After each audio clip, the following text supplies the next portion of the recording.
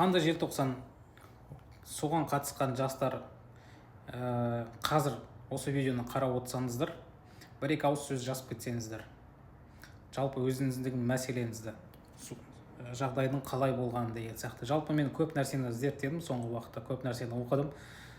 Бір түсінгенім, біз тәуелсіз мемлекет болсақ та, бұл желтоқсанға байланысты көп нәрселерді әлі де жарыққа шығарған жоқпыз, архивтерді қопарған жоқпыз. Себебі оны қаратқызбай жатыр, ақпаратты халыққа жеткізбеуге барынша тырысып жатыр.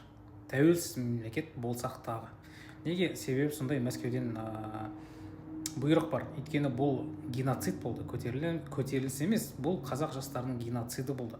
Бұл оған дейін де қаншама жылдар бойы былай психикалық тұрғыда қалыптасып келе жатқан дүние еді. Алайда тек қана Алматының әкімі ауыссын деген ғана мәселе болған жоқ қазақтардың өр көкірегінде.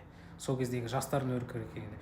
Бұған итермелеген өте көп моральдық, физикалық, психикалық зорлық, зомбылық, тіл қуғаны қазақ жаңағыдай жастарының қысымға алыну себеп болғанын жақсы білесіздер. Және де басты осы нәрсеге итермелеген сол қазақ жастарының қанын пайдаланып билікке келген қазақ адамдарын сіздер жақсы білесіздер.